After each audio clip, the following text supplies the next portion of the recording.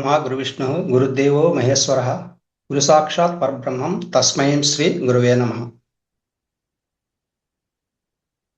ఈ మన ధ్యాన గురువు అయినటువంటి బ్రహ్మర్షి పితామహ పత్రిజీ గారికి, గ్రాండ్ మాస్టర్ అయినటువంటి మన మహాతర్ బాబాజీకి, రమణ మహర్షి, రామకృష్ణ పరమహంస, స్వామి వివేకానందుల వారు, ఆది శంకరాచార్యులు, శ్రీకృష్ణ పరమాత్మ, పరమేశ్వరుడు, సమస్త గురుమండలానికి, ప్రకృతి మాతకి నా యొక్క ఆత్మ ప్రణామాలు తెలియజేసుకుంటున్నాను. ఈ జూమ్ సెషన్ అందించినటువంటి మన రంగనాథ మాస్టర్ గారికి, పోస్ట్గా వ్యవహరిస్తున్న లలితా మేడం గారికి, అలాగే జూమ్ సెషన్లో పాల్గొన్నటువంటి ధ్యానులందరికీ కూడా నా యొక్క ఆత్మ నమస్కారాలు. ఈరోజు మనము శ్రీ శంకరాచార్యులు గారు రచించినటువంటి వివేక చూడమని అనేటువంటి ఒక గ్రంథంలో నుంచి కొంత జ్ఞానాన్ని మనం పంచుకుంటున్నాం. ఇక్కడ ఆది శంకరాచార్యులు వారు కాలడి అనే గ్రామం, కేరళ ఉండేటువంటి కాలడి అనే గ్రామంలో ఆర్యాంబ శివ దంపతులకు జన్మించాడు. ఈ 5వ ఏటనే వారి యొక్క ఉపనయనం జరిగింది. 8వ ఏటనే తల్లి యొక్క అనుమతితో సన్యాసం స్వీకరించి దేశ సంచారానికి బయలుదేరాడు. 8వ ఏటే, 8 సంవత్సరాల వయసులోనే దేశ సంచారానికి కాలి నడకన, ఇప్పటిలాగా బస్సులు అయినా లేవు కదా ఆ రోజుల్లో, కాలి నడకన బయలుదేరాడు అనమాట.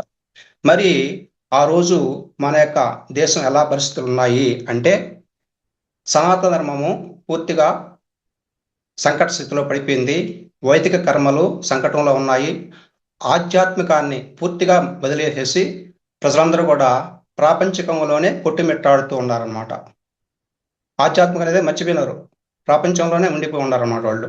అట్లాగే రకరకాలైనటువంటి ఈ యొక్క వాదాలు, మీమాంస, సాంఖ్యము, జైనాలు, ఈ విధంగా వాళ్ళందరూ వచ్చేసేసి తమ యొక్క వాదనే గొప్పదనేసి ఉన్నారు.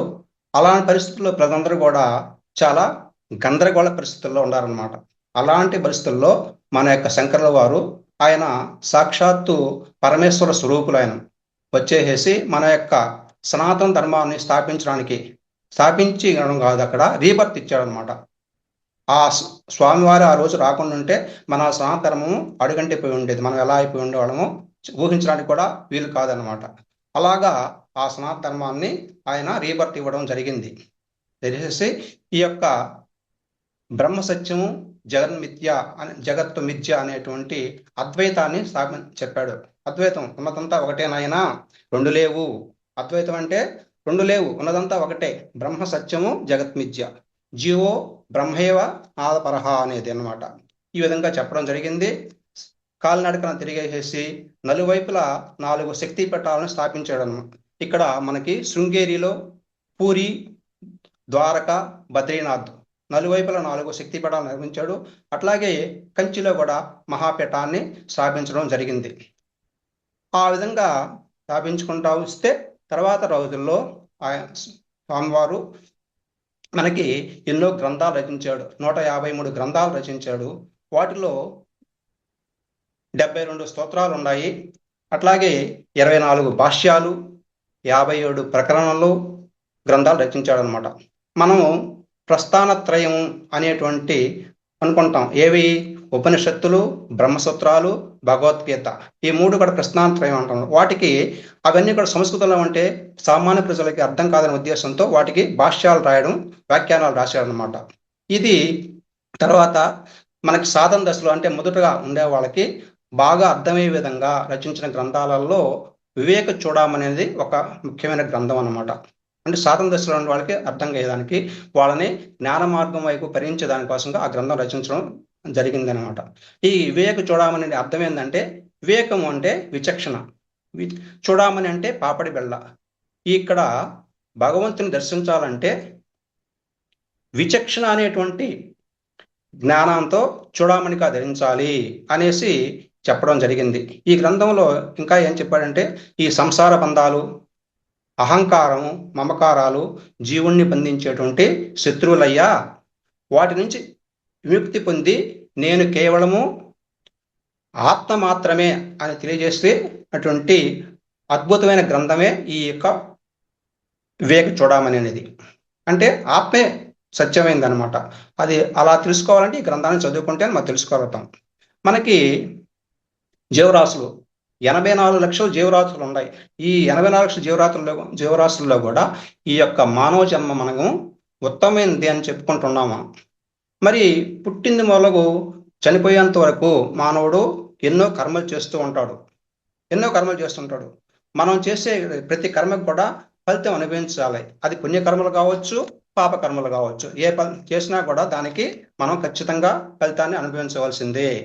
మరి పుణ్యకర్మ చేసిన వాళ్ళు దేవలోకానికి వెళ్ళేసి ఆ భోగాలు అనుభవించడం జరుగుతుంది. పుణ్యఫలం అయిపోయిన తర్వాత మళ్ళా భూమి మీదకి రావాల్సిందే. వాళ్ళు ఎప్పటికీ అక్కడ ఉండిపోరు. ఖచ్చితంగా ఆ పుణ్యకర్మలు అయిపోగానే భూలోకానికి తిరిగి వచ్చేస్తారు. వచ్చినప్పుడు ఈసారి అతను ఖచ్చితంగా మనిషి జన్మ ఎత్తాడని నమ్మకం గ్యారంటీ ఏం లేదనమాట. జంతువుగా పుట్టొచ్చు, క్రిమికీటకాదులుగా పుట్టొచ్చు, పశుపక్షాలు పుట్టొచ్చు. ఇలా పుట్టినప్పుడు ఆ జీవులు ఎన్నో రకాలైనటువంటి బాధల్ని అనుభవిస్తూ ఉంటాయి, కష్టాలు అనుభవిస్తూ ఉంటాయి.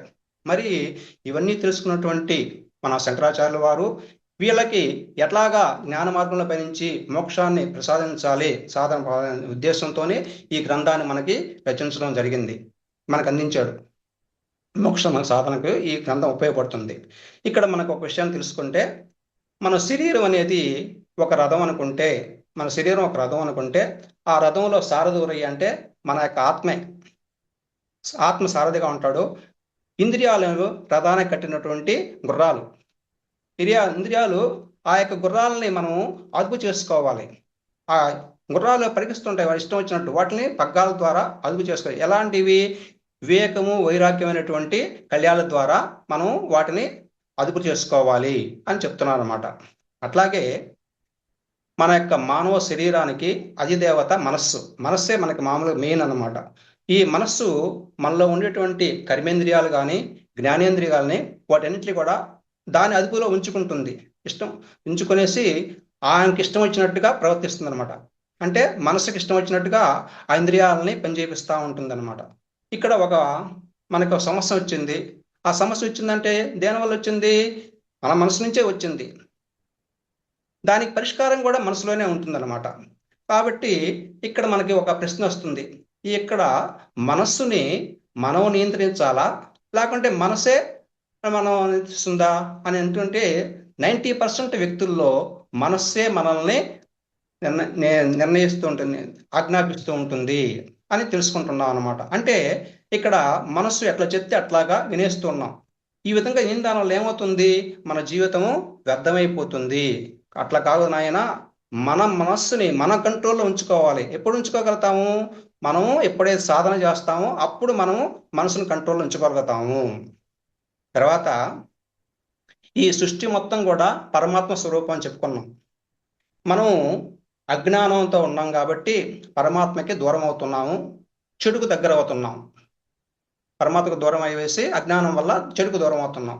మరి ఈ యొక్క చెడుకు దూరమైన దాని వల్ల ఈ శరీరాన్ని వదిలిన తర్వాత మనం చేసే తప్పులు కానీ ఒప్పులు కానీ మన శరీరం వదిలిన తర్వాత మనం ఏమవుతుంటే ఈ పుణ్యకర్మలు కానీ పాపకర్మలు మనతో పాటు వస్తాయన్నమాట. అక్కడ భగవంతుడు ఏం చేస్తాడంటే మనల్ని సాక్ష్యం చెప్పమని చెప్తాడు, నువ్వేం చేసేవన్నాడు. అప్పుడు మన యొక్క ఇంద్రియాలే సాక్ష్యం చెప్తాయంట మనం ఏమేం చేసింది. అక్కడ ఏంటంటే ఆ యొక్క తప్పులను ఒప్పుకునేది సాక్ష్యం చెప్పన్నప్పుడు ముందుగా కళ్ళు అంటాయి, అయ్యా భగవాన్, ఈయన ఎన్నెన్నో రకాలైనటువంటి తప్పులు చేశాడు, పాపాలు చేశాడు, అవన్నీ నా కళ్ళతో నేను చూశాను ఆయన అని చెప్తుందనమాట ఆ కళ్ళు. చెవులు అంటాయి, ఈ జీవుడు ఎన్నెన్నో రకాలైనటువంటి దుర్గమార్గమైన పనులు చేయడము, అలాగే చెడ్డ మాటలు మాట్లాడటము, తిట్టడము, ఇవన్నీ కూడా చేశాడు. అవాకులు చవాకులు పేలుతూ ఉండేవాడు, అవన్నీ నేను అన్నాను, ఎన్నో వినకూడని మాటలన్నీ కూడా నేను అంటున్నాను అనేసి చెవులు చెప్తాయన్నమాట. అప్పుడు మనసు చెప్తుంది, అయ్యా దేవా, మామూలుగా మనిషి నన్ను నియంత్రించాలి, కానీ నేను తెలుసో తెలియక కొన్ని తప్పులు చేస్తూ తప్పుడు సూచనలు ఇచ్చినప్పుడు ఆ విధంగానే అతను ప్రవర్తించేసేసి నన్ను ఒక ఆటబొమ్మగా చేసుకునేసి ఆటాడుకున్నాడు అనేసి ఆ యొక్క మనస్సు ఎక్కి ఏడుస్తుందంటది. అంటే మనిషి కంట్రోల్ చేసుకోకుండా దాని ఇష్టం వచ్చిన ప్రయత్నించాడు కాబట్టి ఆ ప్రవర్తించినా కూడా మనం దాని యొక్క బానిస అయిపోయినాం అనమాట. ఇక్కడ మనకి ఒక విషయం తెలుసుకోవాలి, పుణ్యకర్మలు పాపకర్మలు అనేది మనం చెప్పుకున్నాం కదా. పుణ్యకర్మలు అనేది బంగారు సంఖ్యలు అయితే ఇనుప కర్మలు ఇక్కడ పాపకర్మలు ఇనుప సంఖ్యలు, రెండు సంఖ్యలే, బంగారు సంఖ్యలైనా ఇనుప సంఖ్యలు రెండు సంఖ్యలే కదా అక్కడ. అదే ఇక్కడ ఏ ఫలితమైనా సరే మనమే అనుభవించాలి. పుణ్యం చేసుకున్నా, పుణ్యకర్మలైనా పాపకర్మలైనా మనమే చేసుకోవాలి, మనమే అనుభవించాలి. మరి ఎలాగా? మన బంధువులు కానీ, మన తల్లిదండ్రులు కానీ, భార్యాబిడ్డలు కానీ ఎవరు కూడా అనుభవించరు. మన కర్మలు మనమే అనుభవించాలి. దానికి ఒక ఉదాహరణ చెప్పుకుందాము. మనం ఏంటంటే ఏదైనా ఒక విషయాన్ని ఉదాహరణ రూపంగా చెప్పుకున్నప్పుడు మనకి చాలా బాగా గుర్తుండిపోతాయి అన్నమాట అవి. అందుకోసం నేను ఎక్కువగా ఉదాహరణ చెప్తుంటాను. చూడండి, ఇక్కడ ఏంటంటే ఒక దుర్మార్గునటువంటి ఒక హంతకుడు ఉంటారనమాట. వాడు ఎన్నాంత దుర్మార్గుడు అంటే ఒకరిని హత్య చేసేటప్పుడు ఒక్కసారిగా హత్య చేయకుండా దొంగతనాలు చేసి హత్య చేసేటప్పుడు ఒక్కొక్క పార్ట్ చేసి ఆ యొక్క జీవి బాధతో విలవల్లాడుతుంటే ఇతను ఆనందించేవాడు అనమాట. అంత కిరాతకుడు. అతని దగ్గర ఒక 10 మంది కిరాయి హంతకులు కూడా ఉంటారన్నమాట, అతను సాయపడేవాళ్ళు. మొత్తం మీద ఆ యొక్క హంతకుడు ఒక హత్య కేసులో పోలీసులు దొరికిపోయాడు. దొరికిపోయినప్పుడు ఆ పోలీసులు తీసిపోయేసి అతన్ని కుర్చీలో కూర్చోబెట్టేసి కళ్ళకు గంతలు కట్టేసేసి అక్కడ ఏం చేశారంటే వాళ్ళు సూదులతో గుచ్చడం ప్రారంభించారు అతన్ని. మెస్మర్ పద్ధతి అంటారన్నమాట. మెస్మర్ పద్ధతి ద్వారా అతనికి బాధ కలిగించడం జరుగుతుంది. ఎట్లాగంటే సూదులతో గుచ్చుతూ వెనక భాగంలో ఏంటంటే వాటర్ ట్యాప్ పెట్టేసి ట్యాప్లో నుంచి చిన్నగా బొట్లుగా పడేటట్టుగా చేస్తుంటారు, నీళ్ళని పడేటట్టు చేస్తుంటారు అనమాట. వీళ్ళు సోదుతో గుచ్చేటప్పుడు పక్కన వాళ్ళు అరే చాలా రక్తం పోతుంది ఇతనికి అని సెషన్స్ ఇస్తుంటారు అనమాట. వీడు నిజంగానే నా శరీరం రక్తం అంతా పోతుందనేసి భయపడిపోతూ ఉంటాడు.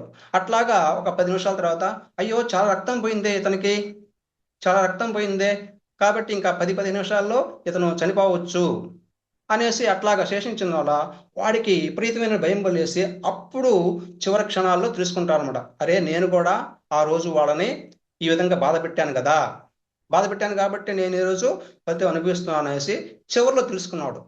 ఈ విధంగా మొత్తం మీద అతను కేవలం ఆ భయం వల్లనే చనిపోయాడు. నిజంగా వాడు అక్కడ గుచ్చుతున్నారు కానీ నిజంగా వాళ్ళు ఏం చేయలేదు అంతకంటే. అంటే భయం ఎక్కువైపోయేసి చనిపోవడం జరిగిందనమాట. ఆ విధంగా చెడు కర్మ ఫలితము అతను ఎంత భయంకరంగా ఉందో అతను అనుభవించాడు. మరి మంచి కర్మ ఫలితం ఎట్లా ఉంటుంది?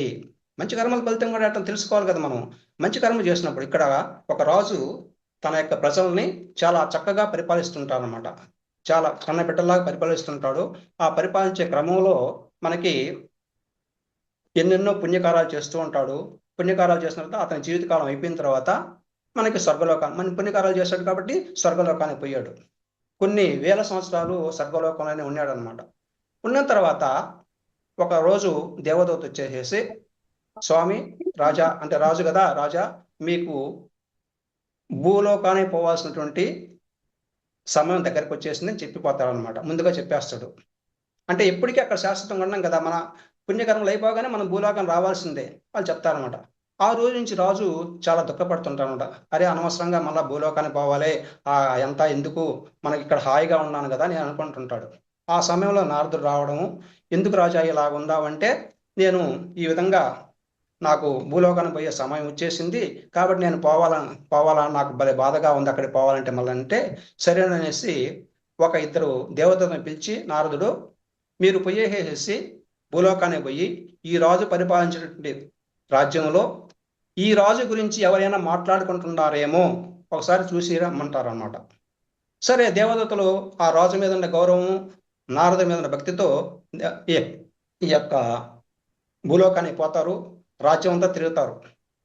కానీ కొన్ని వేల సంవత్సరాలు అయిపోయింది, ఎన్నో తరాలు మారిపోయినాయి ప్రజలు. మరి ఎవరు మాట్లాడుకుంటారు ఆయన గురించి? అట్లా తిరిగి వాళ్ళు అలసిపోయేసి ఒక చెట్టు కింద కూర్చుంటారు అనమాట. ఆ సమయంలో ఆ చెట్టు మీద 2 పక్షులు ఉంటాయి. ఆ పక్షులు మాట్లాడుకుంటూ ఉంటాయి. ఏమని? అరే మన పిల్లలు, అంటే వాళ్ళకి 2 పిల్లలు ఉన్నాయి అన్నమాట, పక్షి పిల్లలు. మన పిల్లలు పోయి చాలాసేపు అయింది, వాళ్ళు ఇంకా రాలేదే అని భయపడుతుంటాయి అనమాట. ఎట్ట పోయినారు, దారి తెప్పినారు అనుకుంటా ఉంటాయి. ఇంత లోపల ఆ పిల్లలు కిలకిలాలు ఆడుకుంటా వస్తాయన్నమాట. అప్పుడు ఆ తల్లిదండ్రులు ఏమంటే పిల్లల్ని అడుగుతారు, ఏమని? ఏమ్మా మీరు ఇంతసేపు లేట్ అయింది ఏంది, ఎందువల్ల రాలేకపోయినారు, మేము ఇక్కడ ఎంత భయపడిపోయినాము అని చెప్పి అనుకుంటుంటే అప్పుడు చెప్తాయన్నమాట అవి, ఆ పక్షి పిల్లలు చెప్తాయి. అవును, మేము మాట్లాడుకుంటా రావడంలో దారి తెప్పినాం మేము, దారి తప్పిపోయేసి మేము గాబరాగా ఏడ్చుకుంటా ఉంటే ఒక దగ్గర ఒక ఋషీశ్వరుడు పోతుంటే ఆయన ఎందుకు ఇట్లా ఏడుస్తున్నారు పిల్లల్ని మమ్మల్ని అడిగినప్పుడు మేము చెప్పాం, అయ్యా మాకు దారి తప్పినాము, మా అమ్మ నాయన అక్కడ ఆ చెట్టు మీద ఉన్నారని చెప్తే, ఓ ఆ చెట్టు గుర్తులు చెప్పమంటారు అనమాట. చెప్తే ఓహో ఆ చెట్టు పలానా రాజు నాటిన చెట్టు అని చెప్తారనమాట. చెప్పినాడు కాబట్టి మేము సులభంగా ఇక్కడికి వచ్చేయరాన్నాడు. ఈ మాటలు ఎప్పుడైతే ఈ దేవతలు ఉన్నారో వాళ్ళు పరమ సంతోషపడిపోయినారు. ఎందుకంటే కొన్ని వేల సంవత్సరాల కింద జరిగినటువంటి విషయాన్ని ఆ ఋషీశ్వరుడు వీళ్ళకి చెప్పారనమాట. అంటే గుర్తుపెట్టుకో ఉన్నారు కదా. కాబట్టి ఈ విధంగా పుణ్యకరం లేదండి యుగ యుగాలకు వస్తూ ఉంటుందన్నమాట చెప్పాడు. ఈ మాట ఎప్పుడైతే తీసపోయేసి నారదుడు చెప్పాడో, నారదుడు చెప్తారన్నమాట ఈ దేవతలు పోయేసి. అప్పుడు నారదుడు ఏమంటే బ్రహ్మ విష్ణు మహేశ్వరుని ప్రార్థించి వాళ్ళ యొక్క అనుమతితో ఈ రాజుని మళ్ళా ఇంకా కొంతకాలము స్వర్గలోకం ఉండేటట్టుగా అనుమతి తీసుకుంటారన్నమాట. ఈ విధంగా పుణ్యకర్మల యొక్క ఫలితము యుగ యుగాలకి మనం రక్షిస్తూనే ఉంటుంది. అదేవిధంగా చెడు కర్మల ఫలితం కూడా అంతే, జన్మ జన్మలకి మనల్ని వెంటాడుతూనే ఉంటుంది. కాబట్టి మనం ఎప్పుడు కూడా మన చిన్నపిల్లలప్పటికే పుణ్యం గురించి, పాపం గురించి, మంచి చెడ్డల గురించి వాళ్ళకి చెప్తూ ఉండాలి. వాళ్ళని మంచి మార్గంలో నడిపించడం చాలా అవసరం. మనకి చిన్నప్పటి దశ నుంచి రావాలన్నమాట. మనం ఒకసారి ఇప్పుడు మన యొక్క జీవిత దశలని గురించి ఒకసారి తెచ్చుకుందాం.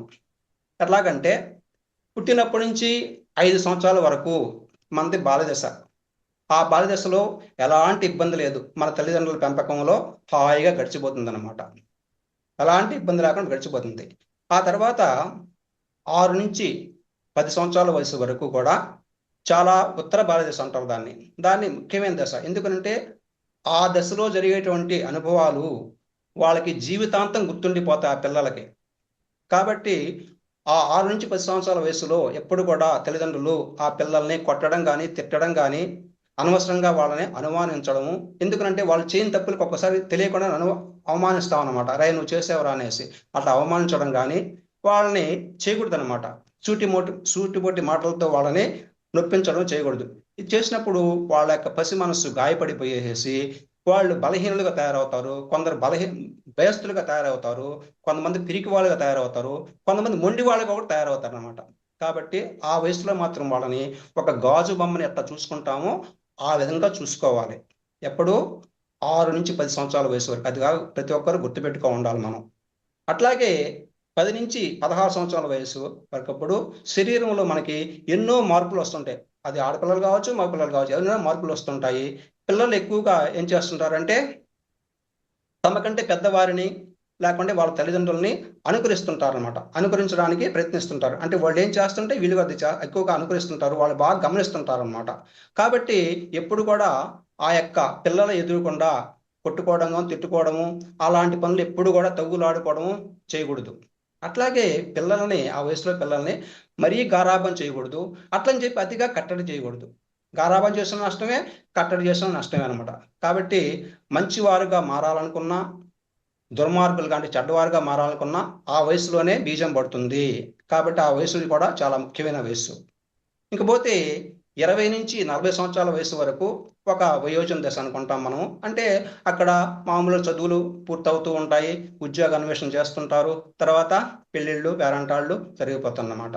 తర్వాత 40 నుంచి 60 సంవత్సరాల వయసుకు ఎక్కువ బాధ్యతలు ఉంటాయి, మధ్య వయసు అది. 60 సంవత్సరాల తర్వాత చివరి దశ వృద్ధాప్య దశ అన్నమాట. ఈ యొక్క దశల గురించి వివరించేటప్పుడు ఒక చిన్నగా సరదా కథ చెప్పుకుందాం. సరదాగా ఒక కథ ఉంటుంది కాబట్టి చెప్పుకుందాం. ఎలాగంటే అది బాగా గుర్తుండిపోతుంది అప్పుడు అందరికీ.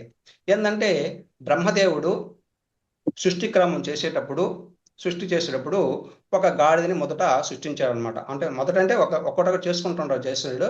చేసేసి దాని యొక్క జీవిత దశని చెప్పాడనమాట. నువ్వు ఈ పలానా పని ఈ విధంగా చేసుకోవాలి, చేయాలని చెప్పేసేస్తే నీకు 40 సంవత్సరాల వయసు ఇస్తున్నాను, ఆయుష్ ఇస్తున్నాను అని చెప్పాడనమాట.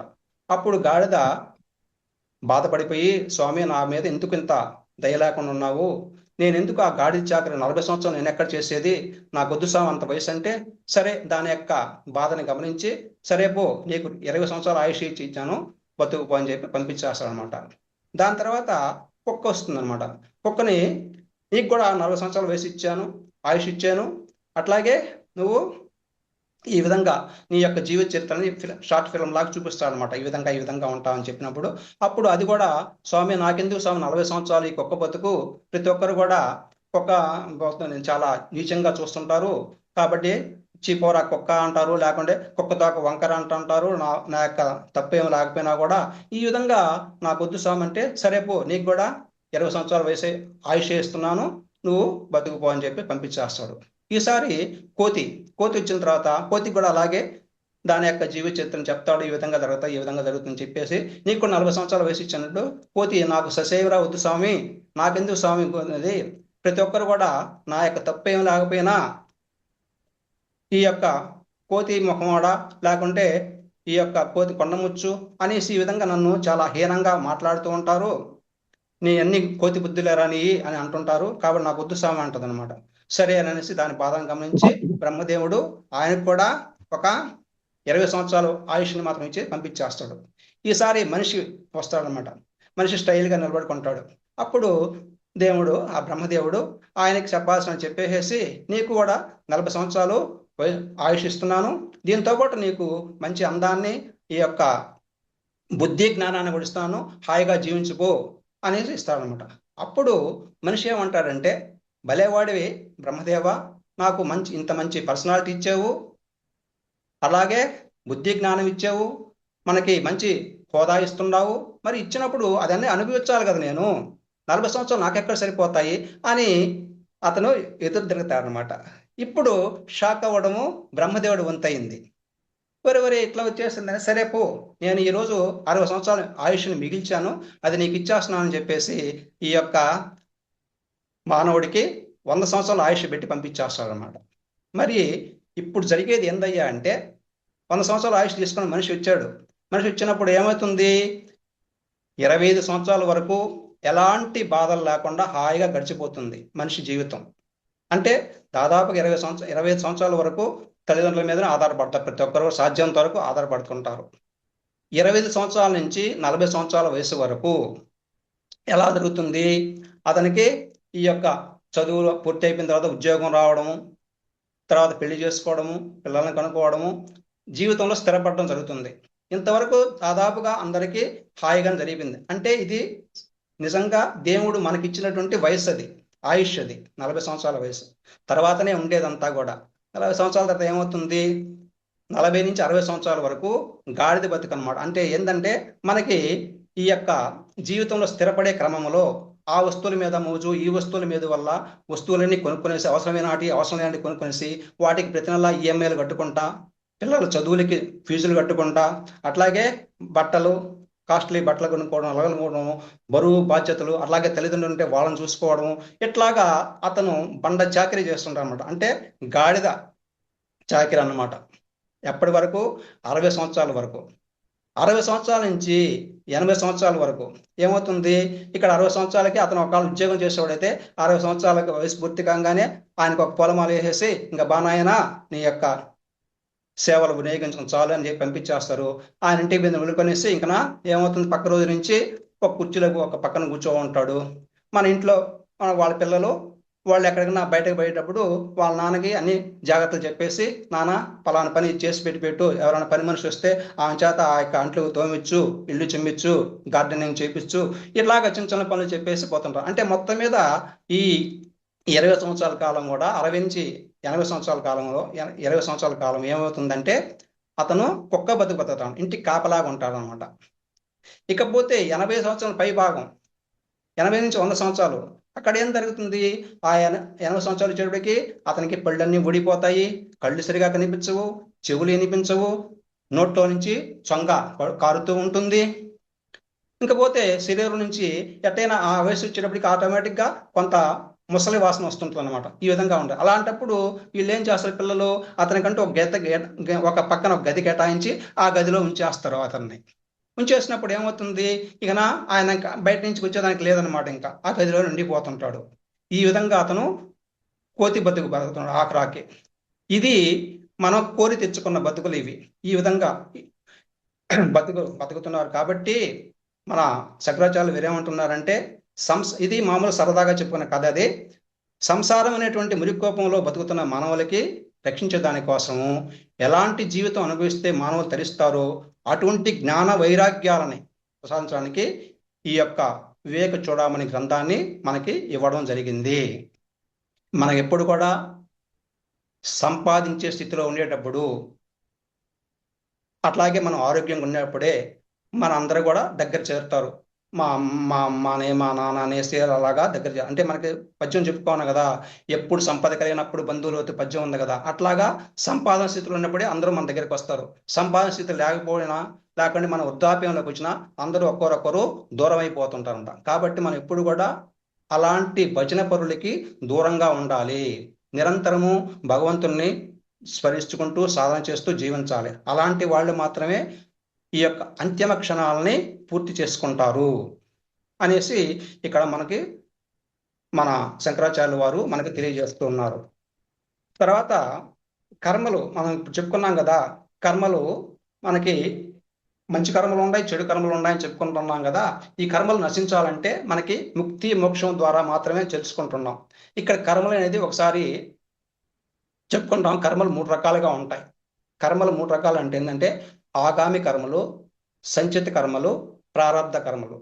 ఈ కర్మలు 3 కూడా చాలా మందికి కన్ఫ్యూజన్గా ఉంటుంది. ఒకసారి వివరించి చెప్తాను, గుర్తుపెట్టుకోండి. ఏంటంటే ఆగామి కర్మలు అంటే పుట్టింది మొదలుకొనేసి మనం చనిపోయేంత వరకు ఈ జన్మలో ఇప్పుడు జన్మలో చేసేటువంటి కర్మలు అన్నమాట. అవి మంచి కర్మలు కావచ్చు, చెడు కర్మలు కావచ్చు, ఏదైనా సరే కర్మే కదా ఆ కర్మలు. వాటిని ఆగామి కర్మలు ఇది అంటారనమాట. అంటే ఇవి ఈ జన్మలోనే కొన్ని అనుభవించేస్తుంటాం. మంచి కర్మలు కానీ చెడు కర్మలు కానీ ఈ జన్మ అనుభవిస్తున్నాం కూడా. మిగిలిపోయిన వాటిని మనం చనిపోయిన తర్వాత మనతో పాటు తీసుకుపోతాం, పైకి వస్తాయి మనతో కూడా. వాటిని సంచిత కర్మలు అంటారనమాట. సంచిత అంటే సంచి అని బాగా గుర్తుపెట్టుకోండి. సంచిత కర్మలు అంటారు. అంటే మొదటి ఈ జన్మలో మనం చేసుకున్నాము, వాటిని ఆగామి కర్మలు ఉన్నారు. తర్వాత వాటిని మనం పైకి తీసుకెళ్ళిపోతాం, మిగిలిపోయిన వాటిని పైకి తీసుకుపోయినాం. ఈ విధంగా జన్మ జన్మలకి ఈ యొక్క సంచిత కర్మలు ఎక్కువైపోతూ ఉంటాయన్నమాట. మరి మళ్ళా జన్మ తీసుకునేటప్పుడు ఆ సంచిత కర్మల్లో నుంచి కొన్ని కర్మల్ని మేము అనుభవిస్తాం నాయన అని మనమే తీసుకొచ్చుకుంటాం కిందకి. వాటిల్ని ప్రారబ్ధ కర్మలు అంటారనమాట. అందుకే మనకి ఏదైనా కష్టం వచ్చినప్పుడు నాకు ప్రారంభం అనేసి తల కొట్టుకుంటుంటాం మనకు తెలియకుండానే. అది ప్రారంభ కర్మ అంటే మనమే తెచ్చుకున్నాం ఆ కర్మల్ని. అంటే ఆ యొక్క ప్రారంభ కర్మలు జన్మ జన్మలుగా పోగైనటువంటి సంచిత కర్మలు అన్నమాట.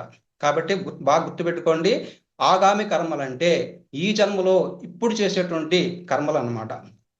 సంచిత కర్మలు అంటే జన్మ జన్మల్లో మిగిలిపోయిన కర్మలు సంచితంగా తయారవుతాయి. మరలా జన్మ ఎత్తేటప్పుడు ఆ సంచితంలో నుంచి కొన్ని కర్మలను తీసుకొచ్చుకుంటాము, వాటిని ప్రారంభ కర్మలు అంటారు. మరి ఎప్పటికీ ఈ విధంగా చక్రంలాగా తిరుగుతూ ఉండాల్సిందేనా మనము అంటే అంటే ఎప్పటికీ ఒకసారి ముగించగలగదా? మోక్షం పొందాలని ముగించాలి కదా. ఎలాగంటే నిష్కామ కర్మలు చేయాలి. నిష్కామ కర్మలు అంటే మనం చేసే కర్మ మనం ఎట్టి పరిస్థితుల్లో కూడా దాని మీద ఫలితాన్ని ఆశించకూడదు. శ్రీకృష్ణ పరమాత్మ చెప్తున్నారు అనమాట. అక్కడ శ్రీకృష్ణ మరి ఏమంటాడు, అయ్యా నువ్వు కర్మలు చెయ్యి, ఫలితాన్ని ఎట్టి పరిస్థితుల్లో కూడా ఆశించపోకని చెప్పాడు అనమాట. అదంతా కూడా నానే చూసుకుంటాను అన్నాడు. ఆ విధంగా మనము నిష్కామ కర్మలు చేసుకోవాలి. నిష్కామ కర్మలు చేసినప్పుడే మన కర్మలు ఏవి కూడా మనకు అంటవు. ఇక్కడ మనకి ఇంకొక విషయం నీకు చెప్పదలుచుకున్నాను. కర్మలు ఇక్కడ ఏంటంటే నిష్కామ కర్మలు, కలత్యాగం, కర్మత్యాగం అనేసరికి మనకి మామూలుగా హిందువులుగా సనాతనంలో ఉండేటువంటి హిందువులందరూ కూడా జన్మలో ఒక్కసారైనా సరే కాశీకి పోవాలని చెప్పి అనుకుంటారు. కాశీకి పోయినప్పుడు ప్రతి ఒక్కరు కూడా ఒక ఉంది 2 వదిలేసేయాలని. ఏంటంటే ఫలత్యాగం, కాయత్యాగం అంటారన్నమాట.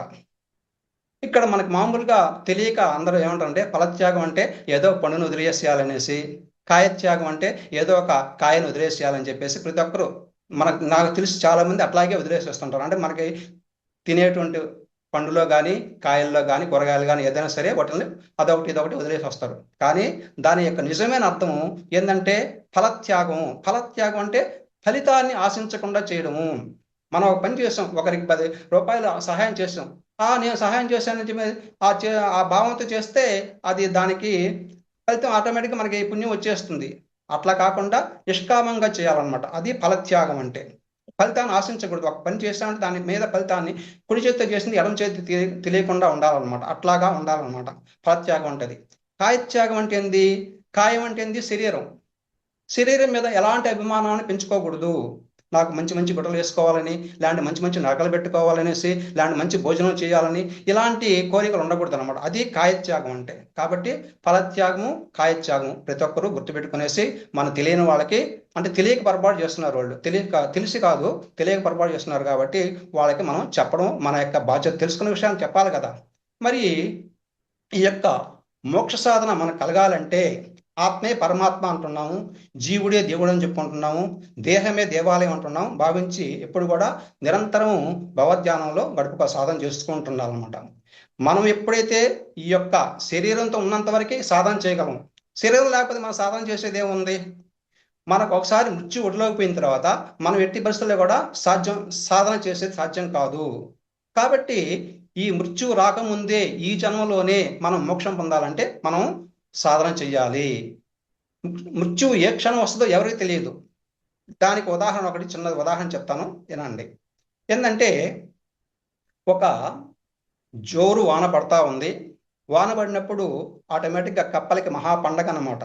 వాన పడేటప్పుడు కప్పలకి మహా పండగగా ఉంటుంది అనమాట. ఆ కప్ప ఒక కలుగులోంచి కప్ప బయటకు వచ్చింది. బోధుడు కప్ప అనమాట. బాగా ఆరోగ్యంగా ఉంది. బెక్క బెక్క బెక్క అనుకుంటా ఎగురుకుంటూ పోతా ఉంది. ఆ కప్పని ఎప్పుడు చూసిందో ఒక పాము బయటకు వచ్చింది. పాము వచ్చి, ఆహా, ఈరోజు నాకు మంచి ఆహారం దొరికిందే, బాగా నిగనగలాడుతుంది బోధుడు కప్ప అనేసి పాము దాన్ని వెంబడిస్తూ పోతూ ఉంది. పాము ఎప్పుడైతే అట్లా వెంబడిస్తూ పోతుందో దాన్ని చూసినటువంటి ముంగిస దాన్ని వెంబడిస్తూ పోతుందట. పాముకి ముంగిస పడదు కదా, కాబట్టి ముంగిస ఏమంటే పాముని వెంబడిస్తూ పోతుంది అనమాట. ముంగిస ఎప్పుడైతే పోతుందో దాని వెనక నక్క దాన్ని వెంబడిస్తూ పోతూ ఉంది. అలాగా పోతూ పోతుండేలాకే దానికి చూసినటువంటి పులి నక్కని వెంబడిస్తుంది. అరే, నాకు మంచి ఆహారం దొరికింది ఈరోజు, నక్కని వెంబడిస్తుంది. పులిని చూసినటువంటి వేటగాడు బాణాన్ని ఎక్కువ పెట్టేసి పులిని వెంబడిస్తూ పోతున్నాడు. ఈ విధంగా ఒక్కొక్క దాన్ని వెంబడిస్తూ పోతుంది. దేనికోసం వెంబడిస్తున్నా అనుకుంటున్నాం మనము? ఆహారం కోసం పోతున్నాయి అనుకుంటున్నాం మనం. కానీ నిజంగా జరిగేది అక్కడ ఏంది? ఒకదాని మృత్యువు. నిజంగా ఆహారం కోసం అది పోతుండేది, దాని మృత్యువు దాని వెన్నంటి పోతూ ఉన్నాయి అవి. కాబట్టి ఈ మృత్యు అనేది మన దగ్గర అపాయింట్మెంట్ తీసుకొని రాదు ఎప్పుడు కూడా. నేను ఈరోజు వస్తాను, నువ్వు సిద్ధంగా నుంచి వస్తాయా? ఇప్పుడు ఎవరికి ఏది దొరకద్దో ఇక్కడ ఈ 5 కాబట్టి మృత్యు దాని అన్నింటి పోతుంది. కాబట్టి ఎప్పుడు కూడా మనము తిథి వార మంచి పని చేయాలంటే ఎప్పుడు కూడా మనం తిథి వార నక్షత్రాలు చూసుకోకూడదు. మంచి పని చేసేటప్పుడు దానికి మళ్ళీ ఎందుకు తిథి వార నక్షత్రం చూసుకో? మంచి పనే కదా నువ్వు చేస్తున్నావు. కాబట్టి ఎందుకంటే మృత్యు ఏ క్షణంలో ఎప్పుడు వస్తుంది. మనం రాత్రి పడుకున్నాము, ఉదయం లేసులు ఉంటామని గ్యారంటీ ఉంది మనకి. ఉదయం లేకపోతావచ్చు కదా. కాబట్టి మనం మంచి పని చేయాలనుకున్నప్పుడు ఈ క్షణమే చేసేయాలన్నమాట. ఇది మన యొక్క ఆదిశంకర వారు మనకి కర్మయోగం మార్గం గురించి, జ్ఞాన మార్గం గురించి, ఈ యొక్క సాధన సంపత్తి అనేది చెప్పడం జరిగిందనమాట. ఇక్కడ సాధన సంపత్తి అనేది తెలియజేసుకుంటూ ఈ కర్మ మార్గం కానీ జ్ఞాన మార్గం కానీ రెండు కూడా రాత్రి పగలు లాంటివి నాయన. ఈ యొక్క సాధన సంపత్తి అనేటువంటి జ్ఞానం ఉండేటువంటి వాళ్ళు జ్ఞాన మార్గంలో సన్యాసులు, యోగులు ఉంటారు. వాళ్ళు మిగిలిన వాళ్ళందరూ కూడా ఈ యొక్క కర్మజీవులు, కర్మ మార్గంలో ఉంటారు. మన కర్మలను బట్టే మనకి జన్మలు కలుగుతాయి.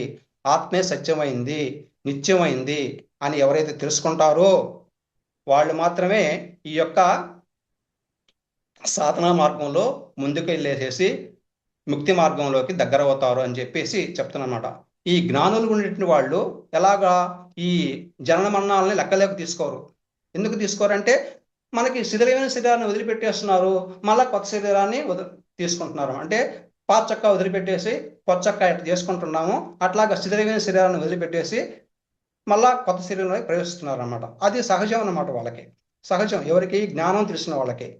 మనం అజ్ఞానంలో ఉంటాం కాబట్టి మనం ఒక చనిపోగానే అయ్యో మనం మా చనిపోయినారు అనేసి మనం బాధపడేసి కేకలు పెట్టుకుంటూ ఏడ్చుకుంటుంటాం. నిజంగా జ్ఞానం తెలిసిన వాళ్ళు కూడా, ఆత్మజ్ఞానం కలిగిన వాళ్ళు ఎవరు కూడా వాళ్ళు ఎవరు బాధపడరు. ఎందుకంటే ఆత్మ సత్యం, ఎప్పటికీ నిత్యమైంది, అది దానికి చావు లేదు. కాబట్టి ఎందుకు మనం బాధపడ్డాము? కాబట్టి అది బాధపడకూడదు. దీనికి ఒక చిన్న ఉదాహరణ. ఇక్కడ మాలవ దేశము, ఒక దేశంలో ఒక రాజు. ఆ రాజు ప్రజలని చక్కగా పరిపాలిస్తుంటాడు. కానీ అతనికి 3 భార్యలు ఉన్నారు. 3 భార్యలున్నా కూడా సంతానం లేదు. ఆయనకి సంతానం లేదనమాట. మరి సంతానం లేకపోతే తర్వాత వారసులు ఎవరు అనేసి బాధపడుతూ ఉంటే ఒకరోజు ఒక ముని వచ్చేసేసి, రాజా నువ్వు పుత్రకామేష్టి యాగం చేయు, నీకు బిడ్డలు పడతారని చెప్తారనమాట. సరే రాజు అనుకుంటే ఇంకేముంది, తొందరగా పుత్ర కామేష్టి చేస్తారు. అట్లాగే వాళ్ళ పెద్ద భార్యకి ఒక మగబిడ్డను జన్మిస్తారు అనమాట. అప్పటి నుంచి ఆ రాజు ఆ పెద్ద భార్య దగ్గరే ఉంటూ ఎంతో ఆనందంగా గడుపుతుంటారు. ఇది మిగిలిన ఇద్దరు భార్యలకి అసూయ కలిగిస్తుంది అనమాట. ఆ రాజు ఎప్పుడు కూడా పెద్ద భార్య దగ్గరే ఉంటున్నాడు, మన దగ్గరికి రావటం లేదు అనేసి వాళ్ళు ఆ చిన్న బిడ్డకి విషం ఇచ్చి చంపేస్తారనమాట. విషం ఇచ్చి చంపేస్తారు. ఎప్పుడైతే ఆ బిడ్డ చనిపోయినాడో ఆ రాజు ఎంతో దుఃఖంతో బాధపడుతూ ఉంటారు. ఆ సమయంలో నారదుడు వస్తాడు. నారదుడు విషయం తెలుసుకుంటే, ఏంది రాజా అంటే, అప్పుడు సరేను అనేసి ఆ నారదుడు తన యొక్క తపోశక్తితో ఆ బిడ్డ యొక్క జీవాత్మని కిందికి రప్పిస్తాడనమాట. రప్పించేసేసి, చూసావా నువ్వు ఈ యొక్క శరీరాన్ని వదిలి వెళ్ళిపోయినావు, నీ తల్లిదండ్రులు ఎంత బాధపడుతున్నారో చూడు అనేసి చెప్తాడు, అడుగుతాడు. అడిగినప్పుడు ఆ యొక్క ఆత్మ అంటుంది, ఎవరు తల్లిదండ్రులు, ఎవరు తల్లి, ఎవరు తండ్రి, నేను ఎన్నో జన్మలు ఎత్తాను, ఎన్నో శరీరాలు మార్చాను, మరి ఏ జన్మలో ఎవరు తండ్రో ఎవరు తల్లిలో నాకేం తెలుసు, కాబట్టి నాకు ఈ యొక్క జనన మండలాలతో సంబంధం లేదు, ఎవరు తండ్రి కాదు, ఇక్కడ బంగారు ఆభరణాలు ఉన్నాయి, బంగారు నగలు కొనుక్కుంటున్నాం, ఈ రోజు బంగారం నా దగ్గర ఉంటుంది, అది కరిగిచ్చేసి ఇంకో దగ్గరికి పోతుంది, ఆ ఏ విధంగా మారుతూ ఉందో ఆ విధంగా నా ఆత్మ కూడా ఒక శరీరంలోంచి ఇంకో శరీరంలోకి వెళ్ళిపోయింది, ఎవరు తండ్రో ఎవరు తల్లో తెలియదు కదా అనేసి చెప్తాడు. ఎలాగో మీరు నన్ను ఇక్కడికి రప్పించారు కాబట్టి మీ యొక్క తపశక్తితో నాకు ముక్తిని ప్రదర్శించున్నాయన అనేసి ఆ జీవాత్మ అడుగుతుందనమాట. నారదుడు అలాగే చేస్తాడు. అప్పుడు ఆ యొక్క రాజదంపతులకి జ్ఞానోదయం కలుగుతుంది. అంటే అనవసరంగా దుఃఖపడకూడదు, ఆత్మ అనేది చచ్చిపోలేదు, ఎప్పటికీ నిత్యంగానే ఉంటుంది అనేసి వాళ్ళు తెలుసుకున్నారనమాట. ఈ విధంగా ఈ మనకి ఇంకొక విషయం ఏంటంటే, మనల్ని ఎవరైనా ఏదైనా కష్టపెట్టినా, అనరాని మాటలన్నా మనం అదే పనిగా బాధపడుతూ ఉండకూడదు. ఎందువల్ల అంటే, మనల్ని ఎవరైనా ఏదైనా అన్నారనుకుంటే మనం గమ్ముకున్నామంటే ఆటోమేటిక్గా మన కర్మలు కొన్ని తొలగిపోయినట్టే లెక్క అన్నమాట. అంతే కదా, తొలగిపోయినట్టే. కాబట్టి మన కష్టాలను కూడా ఇష్టాలుగా మార్చుకోవాలి అనేసి మనం ఇక్కడ తెలుసుకోవడం జరిగింది. ఈ విధంగా మనం సాధ్యంత వరకు ఇప్పుడు మీకు సాధ్యంత వరకు ఈ యొక్క వివేక చూడమైనటువంటి కొన్ని విషయాలు చెప్పడం జరిగింది. ఇక నుంచి ఒక్కొక్క శ్లోకాన్ని చదువుకుంటూ ఆ శ్లోకం అర్థాన్ని వివరించడానికి ప్రయత్నం చేస్తాను. సర్వ వేదాంత సిద్ధాంత గోచరంతమగోచరం గోవిందం పరమానందం సద్గురుం ప్రణతోస్మహాం. ఈ విధంగా శంకరాచార్యుల వారు తన గురుదేవులైనటువంటి గోవింద భగవత్పాదుల వారికి శిరస్సు వంచి నమస్కారం చేస్తూ ఉన్నాడు. జంతూనాం నరజన్మ దుర్లమతః పుంసంతతో విప్రత తస్మాద్వైదిక ధర్మ మార్గ పరత విద్వత్తమస్వాత్మరం ఆత్మానాత్మ వివేచనం స్వనుభవో బ్రహ్మాత్మనా సంస్థితి ముక్తిర్నో శతకోటి జన్మ సుకృతై పుణ్యేర్వినా లభ్యతే. ఇక్కడ సృష్టిలో ఉన్నటువంటి అన్ని ప్రాణులు కూడా అన్నిటిలోకి మనుష్య జన్మ ఉత్తమైందని మనం తెలుసుకున్నాము. ఎంతో పుణ్యం ఉంటే కానీ మనకి మానవ జన్మ లభించదని చెప్పుకున్నాము. అట్లాగే ఈ మానవ జన్మలో కూడా పురుషుడిగా పుట్టడము, అందులోనూ బ్రాహ్మణుడిగా పుట్టడము, బ్రాహ్మణుడిగా పుట్టి వైదిక ధర్మాన్ని ఆచరించడము, ఇది ఒక గొప్ప విషయం అన్నమాట. ఎంత ఇక్కడ జ్ఞానము పాండిత్యము కలిగి ఉండడము ఇంకా దుర్లభం అన్నమాట. కాబట్టి మనం ఈ జన్మలో మానవ జన్మ లభించిన తర్వాత అనవసరమైనటువంటి ఆర్భాటాలకి పోకుండా, ఈ యొక్క రంగుల ప్రపంచంలోకి ఆకర్షితం కాకుండా మనకి భగవంతుడికే సాధించాలి, భగవంతుని మోక్ష మార్గం సాధించాలని కలిసి మనం చేయాల్సిన ప్రయత్నం ఉందా అంటున్నాడు. మనకి ఎప్పుడు కూడా మంచి కర్మలు చెడు కర్మలు ఉంటాయని చెప్పుకున్నాం. మనం జన్మ చాలించిన తర్వాత పుణ్యకర్మలు పాపకర్మలు మనతో పాటు పంచేంద్రియాలు మనతో కూడా వస్తాయి. ఇక్కడ ఏంటంటే, మనం ఎప్పుడైతే జన్మను చాలించేసామో మనతో పాటు పుణ్యకర్మలు పాపకర్మలతో పాటు ఈ యొక్క పంచేంద్రియాలు కూడా మనతో కూడా వస్తాయి అని చెప్పుకున్నాం కూడా ఇందాక. ఇక్కడ వంచినప్పుడు ఏమవుతుంది, ఈ పంచేంద్రియాలు మనం ఏమనుకుంటుంటామంటే, ఈ యొక్క మనకి హాని చేసేవాళ్ళు కానీ కీడు కలిగించే వాళ్ళు కానీ బయట ఎవరో ఉన్నారు, వాళ్ళ వల్లే మనకి బాధలు వస్తున్నాయని చెప్పుకుంటాం. కానీ ఎక్కడో లేరు, మన యొక్క శత్రువులు ఎక్కడున్నారంటే పంచేంద్రియాల రూపంలో మన శరీరంలోనే ఉన్నాయి అనేసి శ్రీ శంకరాచార్యుల వారు 5 విషాదమైన సంఘటనల్ని మనకి ఉదాహరిస్తున్నాడు.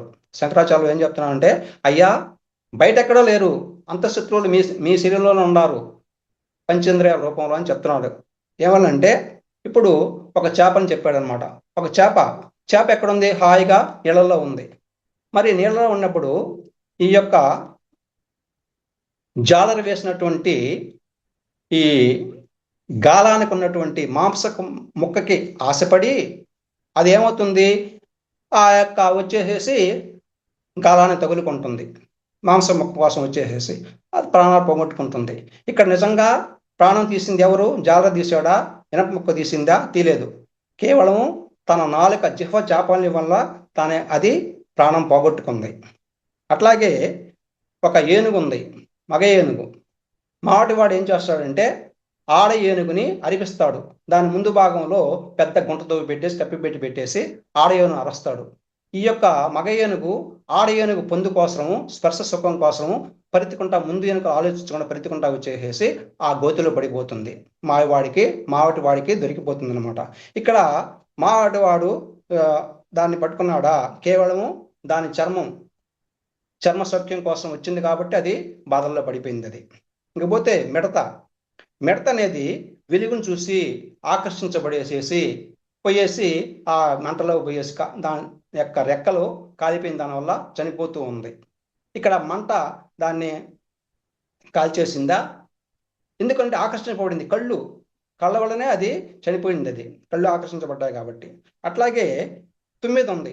తుమ్మిద సంపంగి పూల వాసనకి లోబడిపోయేసేసి ఆ సంపంగి మీద వాలి అలాగే ఉండిపోతుంది. రాత్రి అయ్యేటప్పటికి ఏమవుతుంది? సంపంగి పువ్వులు ముడుచుకొని పోయిన దానివల్ల, రెక్కలు ముడుచుకుపోయిన దానివల్ల అక్కడే చనిపోవడం జరుగుతుంది అనమాట. ఇక్కడ సంపంగి పువ్వు చంపేసిందా దాని ముప్పే కదా చేసింది. అట్లాగే లేడీ వేటగాడు లేడీ పట్టుకున్న దానికోసం వేణువు ఊతాడు.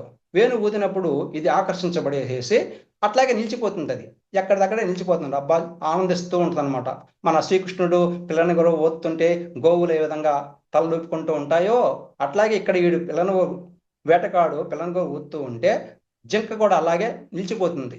నిలిచిపోయినప్పుడు అతను వచ్చేసేసి జింకను పట్టేస్తాడు. ఈ విధంగా ఇక్కడ వేణువు ఇక్కడ చంపింది ఎవరు? వేటగాడు చంపాడు. దాన్ని చెవుల వల్లే కదా అది ప్రాణాలు కోల్పోవాల్సి వచ్చింది. ఈ విధంగా ఈ యొక్క ప్రాణులన్నీ కూడా ఒక్కొక్క దానికి ఒక్కొక్క బలహీనత ఉంది, ఒక్కొక్క అవయవం బలహీనత ఉంది. ఇప్పుడు మనం చెప్పుకున్న అన్నిటి కూడా ఒకదానికి చెవులు, ఒకదానికి కళ్ళు, ఇంకో దానికి ముక్కు, ఇంకో దానికి చర్మము.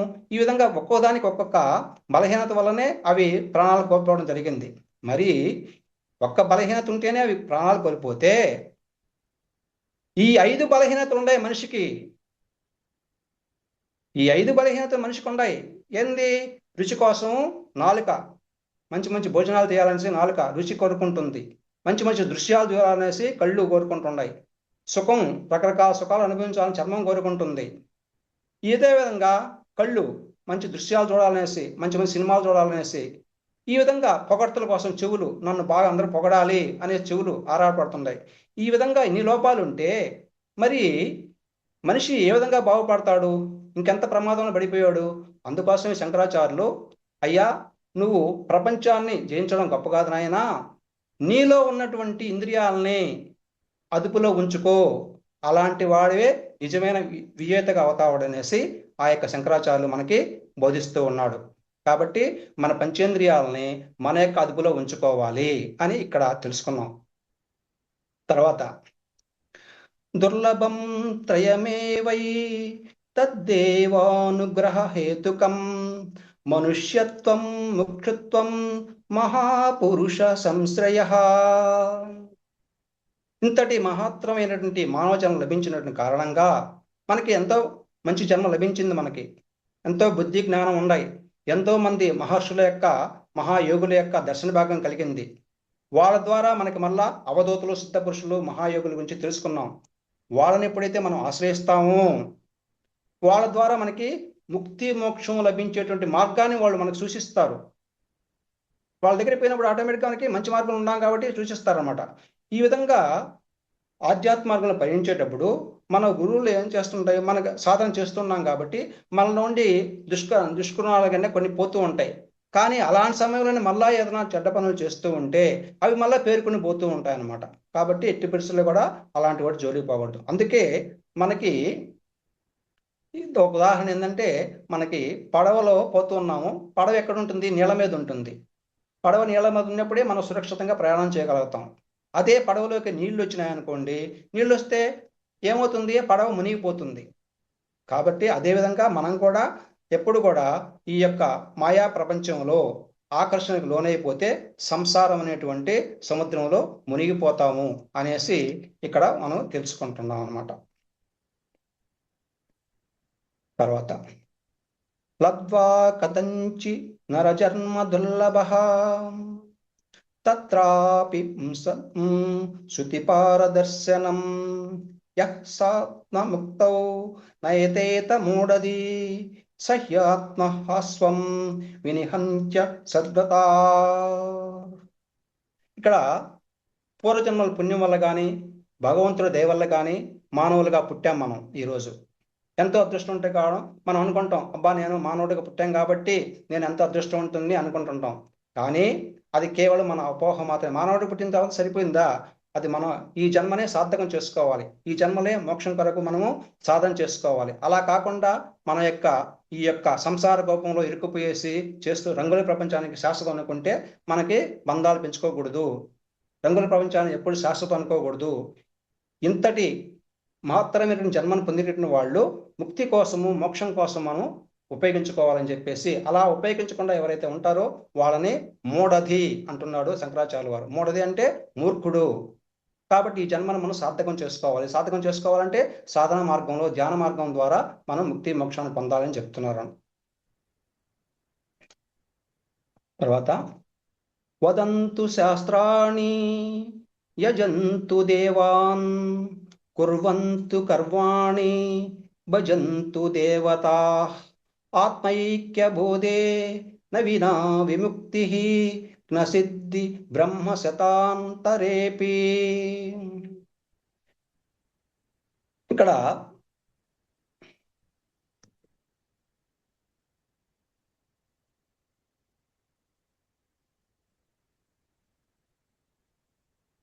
కొందరు సాధకులు ఏమని చేస్తారంటే, ఆధ్యాత్మిక సాధనలు, పూజలు, వ్రతాలు ఇవన్నీ చేస్తూ ఉంటాం కదా. మనము పూజలు చేస్తున్నాం, వ్రతాలు చేస్తున్నాం, ఉపవాసాలు అంటున్నాం. ఇవన్నీ చేస్తూ చేస్తూ చేస్తూ ఉన్నాం. కొంతకాలానికి ఏమవుతుందంటే అది ఒక వ్యసనంగా మారిపోతుంది. ఆ వ్యసనానికి ఎప్పుడైతే బానిస అయిపోయినామో మన యొక్క బుద్ధి పనిచేయడం ఆగిపోతుంది అనమాట. బుద్ధి ఎప్పుడైతే పనిచేయదో మంచి చెడులు తెలుసుకునేటువంటి విచక్షణ కోల్పోతాం. ఏది మంచి ఏది చెడు అనేది విచక్షణ కోల్పోతాం. బుద్ధి ఎప్పుడు నిద్రావస్థలోకి వెళ్ళిపోతుందో అప్పుడు మనకి మంచి చెడులు తెలుసుకోలేం. కాబట్టి ఈ పూజలు, వ్రతాలు, నోములు, ఉపవాసాలు చేస్తూ శరీరాన్ని శుష్కించుకోబాక నాయనా. మరి ఏం చేయాలి? ముక్తి కోసం మనం మనసులో ఉన్నటువంటి కుళ్ళుని, కుతంత్రాలని, మోసాలని, కల్మషాలని బయటికి తీసి వాటిని జ్ఞానం అనే కర్రతో కట్టాలి. అప్పుడే మనం సన్మార్గంలో ప్రవేశిస్తాము, ఆత్మజ్ఞానాన్ని తెలుసుకుంటామనేసి శంకర్ల వారు మనకు తెలియజేస్తున్నారు. అమృతత్వస్య నాశాస్తి విత్తే నేత్యే వహిశ్రుతి బ్రవీతి కర్మణో ముక్తే అహేతుత్వం స్ఫుటం యతః. ఇక్కడ యజ్ఞ యాగాదుల వల్ల కానీ, నోములు వ్రతుల వల్ల కానీ, డబ్బుల వల్ల కానీ మనకు మోక్షం రాదు. యజ్ఞాలు చేసిన దాని వల్ల, యాగాలు చేసిన వల్ల, నోములు వ్రతాలు చేసిన మనకి మోక్షం రాదు. అహంకారం, మమకారాలని ఎప్పుడైతే వదిలిపెడతామో, సన్మార్గంలో ప్రయాణిస్తామో అప్పుడు మాత్రమే మోక్షం లభిస్తుంది. కానీ ఇప్పుడున్నటువంటి మానవుడు మాయ చేత కప్పబడేసి డబ్బులోనే సమస్తం ఉందనేసి భ్రమపడుతున్నాడు. అంటే డబ్బు ఉంటే చాలు, నేను ఏమైనా సాధించగలను అనేసి డబ్బే పరమావధిగా బతుకుతున్నాడు అనమాట. ఈ రంగుల ప్రపంచంలో బతికిపోతున్నాడు అనమాట. ఇక్కడ ఉదాహరణగా భగవంతుడు ఒకసారి మాయని పిలిచి, అమ్మ మాయా, నువ్వు నాకు దూరంగా ఉండి తల్లి, నా దగ్గర నుంచి దూరంగా వెళ్ళిపో. నువ్వు నా దగ్గర ఉన్న దాని వల్ల ఏమవుతున్నారంటే అందరూ నన్ను మాయావి అంటున్నారు, నన్ను అందరూ తిట్టిపోస్తున్నారు, నేనే కష్టాలు కలిగిస్తున్నాను అంటున్నారు. కాబట్టి దయచేసి నువ్వు నాకు దూరంగా పొమ్మని చెప్తారనమాట. అప్పుడు మాయ అంటుంది, స్వామి మీరు లేని చోటు ఎక్కడో చెప్పండి నాకు, అట్లాగే నేను పోతానంటది అనమాట. అప్పుడు భగవంతుడు నవ్వుతూ, నేను నీ దగ్గర నుంచి ఇలాంటి సమాధానం ఆశించే నిన్ను ఆ ప్రశ్న వేశాను. మన ఇద్దరం కూడా జంట పక్షులవి. నేను లేకుండా నువ్వు లేవు, నువ్వు లేకుండా నేను లేను అని అంటారనమాట. ఇంతకీ మాయ అంటే ఏంది? మాయ మాయ అంటుండగా మాయ అంటే ఏంది? లేదని ఉన్నట్టు, ఉన్నది లేనట్టు చేసేదే మాయ. ఇక్కడ దేహాత్మ ఇక్కడ మాయ ఉంది భావంతో, అంటే ఈ దేహమే శరీరమే నిత్యమైందని భావంతో, సంసార సుఖాల మీద వ్యామోహంతో ఎవరైతే ఈ యొక్క సంసార రొంపిలో గురికిపోతారో ఆ విధంగా చేసేదే మాయ అన్నమాట. ఒకసారి ఈ యొక్క మాయను కనుక తిరగేసి చూస్తే యమా అవుద్దన్నమాట. యా అంటే ఏది, మా అంటే లేదు, అంటే ఏది లేదు. ఏదైతే లేదో అదే మాయ. ఏంది? ఏదైతే లేదో అదే మాయ అంటారన్నమాట. చిత్తస్య శుద్ధయే కర్మ నతు వస్తూపలబ్ధయే వస్తు సిద్ధిర్విచారేణ న కించిత్ కర్మ కోటిభిః. పూజలు, వ్రతాలు, నోములు ఇవన్నీ కూడా అంతఃకరణాన్ని శుద్ధి చేస్తాయి. ఇవన్నీ చేయకూడదని కాదు. పూజలు చేసుకోవచ్చు, వ్రతాలు చేసుకోవచ్చు, నోములు చేసుకోవచ్చు, ఉపవాసాలు చేసుకోవచ్చు, అన్నీ చేసుకోవచ్చు. అది ప్రారంభ దశలో అన్నీ చేసుకోవచ్చు. దానివల్ల మనకి జ్ఞానం లభిస్తుంది. మన అంతఃకరణాన్ని శుద్ధి చేసుకుంటాయి. అది అందరూ గుర్తుపెట్టుకోండి. వీళ్ళందరూ ఏందో ఎప్పుడు పడిన పూజలు వద్దు, వ్రతాలు వద్దు, అవి వద్దు, ఈ వద్దు అని చెప్తుంటారు. వీళ్ళందరూ నాస్తికులు కావనా అనేసి కొంతమందికి అనుమానం రావచ్చు. అన్నీ చేసుకోవచ్చు. దానివల్ల మనకేమవుతుంది? మన యొక్క అంతఃకరణ శుద్ధి అవుతుంది. అంతఃకరణ శుద్ధి అవుతుంది కానీ మనం ఎంతో పుణ్యం సంపాదిస్తాం, మంచి పనులు చేస్తాం కాబట్టి మంచి పుణ్యాన్ని సంపాదిస్తాం. కానీ బ్రహ్మ ఈ యొక్క సాక్షాత్కారం మాత్రము మనకు కలగదు. పుణ్యం వస్తుంది కరెక్టే, కానీ బ్రహ్మ సాక్షాత్కారం మాత్రం కలగదు. అందువల్లనే అవధూతలుగా చెప్పుకునేటువంటి వాళ్ళు ఈ యొక్క వీటికి దూరంగా ఉండి కర్మబంధాలకి శాశ్వతంగా వదిలేస్తారనమాట. కర్మబంధాలు శాశ్వతంగా వదిలేస్తారు. వాళ్ళకి దూరంగా ఉండిపోతారు. దానికి ఒక ఉదాహరణ, ఒక రాజు ఒకరోజు సమావేశాన్ని ఏర్పాటు చేశాడు. ఆ సమావేశానికి కవులు, పండితులు, పెద్ద పెద్ద వాళ్ళందరూ వచ్చారనమాట. వచ్చేసేసి భాగవతము, ఈ రామాయణము, భగవద్గీత వాటన్నింటిలో ఉండేటువంటి చర్చలు జరిగినాయి అన్నమాట. చాలా విస్తారంగా చర్చలు జరిగినాయి. అంతా అయిన తర్వాత రాజు ఒక ప్రశ్న వేస్తాడు వాళ్ళందరిని ఉద్దేశించి, అయ్యా మీరందరూ చెప్పింది చాలా బాగుంది, మరి మీలో ఎంతమంది మోక్షానికి పోగలరు అని అడుగుతాడనమాట. అడిగినప్పుడు అందరూ సైలెంట్ అయిపోతారు. ఎవరు చెప్పగలరు మోక్షాన్ని పోయేది? చెప్పలేరన్న సైలెంట్ పదం. అప్పుడు కాసేపటికి ఆ సభలో ఉన్నటువంటి ఒక సాధారణ మానవుడు వ్యక్తి లేచి నేను పోతే పోవచ్చు ప్రభు అని చెప్తారనమాట. అప్పుడు రాజుగారు ఆ సభికుడిని ఉద్దేశించి, అయ్యా ఇక్కడ ఇంతమంది పండితులు, కవులు, పెద్ద పెద్దవాళ్ళు ఉన్నారు కదా, నేను పోతే పోవచ్చు, నువ్వు ఆ విధంగా చెప్పేవే, ఆ విధంగా చెప్పొచ్చా? వాళ్ళందరినీ అవమానించినట్టు కాదా అంటే, రాజా నేను చెప్పింది మీరు సరిగా అర్థం చేసుకోలేదు. ఏంటంటే నేను పోతే అంటే నాలో ఉన్నటువంటి అహంకారం పోతే అని అర్థం నాయనా. అంటే ఈ యొక్క దేహాత్మ భావనని వదిలేసేయాలి. అప్పుడే మానవుడికి బంధవిముక్తి లభించి మనకి స్వర్గానికి అదే మోక్షానికి పోగలడు అనేసి ఆ విధంగా వివరించినాడు. అప్పుడు ప్రజలందరూ కూడా అక్కడ సభికులందరూ చప్పట్లు కొట్టేసి ఆయన అభినందిస్తారనమాట. అంటే మనలో ఆ యొక్క దేహాత్మ భావం ఉండకూడదు. ఆ పోతేనే మనము మోక్షానికి పోగ సాధన చేసినప్పుడు పోతాం.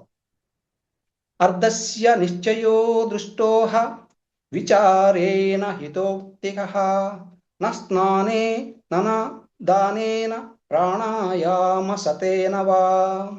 ఇక్కడ మనం ఏంటంటే మసక వెలుతురులో ఏదో చూస్తుంటాం, పోతూ ఉన్నాము. ఆ యొక్క మసక వెలుతురుతో ఏం చేస్తున్నాండి?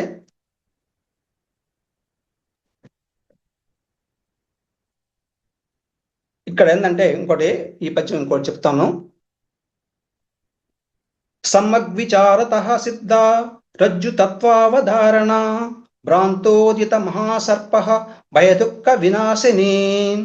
మసక వెలుతురులో పోయేటప్పుడు ఏమవుతుందంటే దూరంగా ఒక తాడు కనిపించింది. ఆ తాడును చూసేసి మనం సరిగా విచారించుకోకుండా మనం భయపడిపోయేసి పాము అనుకుంటాం అనమాట. అది కానీ నిజంగా అది పామా అంటే అది పాము కాదు. అది ఎందువల్ల? అక్కడ మనకి చీకటిలో మన బుద్ధి సరిగా పనిచేయకపోయిన దానివల్ల ఆ యొక్క పాముగా భ్రమించి భయపడిపోయినాం.